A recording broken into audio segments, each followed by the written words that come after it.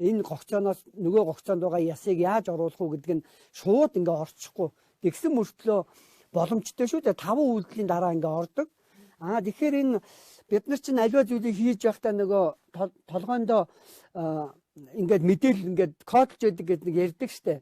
Тэгэд энэ тоглоомыг тоглож үзсэн чаддаг болсон хүүхэд гэдэг бол боломжгүй мөртлөө аливаа зүйлийг хүнтэй ярилцаад хүнээс асуугаад ингээ харилцаа үүсгээд тодорхой цаг хугацааны дараа энэ зүйл боломжтой юм байна гэдэг санаа бол тэр хүүхдэд ингээ кодлогдно. Ингэснээр амьдрал ахуй дээр гарч ирсний дараа гэр бүл болсныхаа дараа бол хүний өмнө тулгарсан аливаа бэрхшээлийг нэг юм уур хөндлөлийн аргаар биш зүгээр нөгөө тоглоом наадамшуугаа сайхан хөлтөө хөөртөө гэх юм аашаа ингээ сайхан эвтэйхэн өнгөрүүлчих юм боломжтой юм байна. Шийдчих боломжтой юм гэдэг санаа энэ тоглоомонд байна гэж бүр ач холбогдол өгөөд ингээ бас дэлгэрүүлэх гээд байгаа.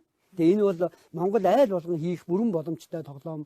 Тэгээ тоглоомыг ер нь дэлгүүрээс судалдаж авах гэхээс илүү би ер нь тухайн айлын аав ээж өвөө ингээ сайхан ясаа сайхан мөлжөөд ингээ хүүхдүүдэд тоглоом хийж өгөөд тэгээ хамтарч тоглодог байгаасэ гэдэг санааг би бас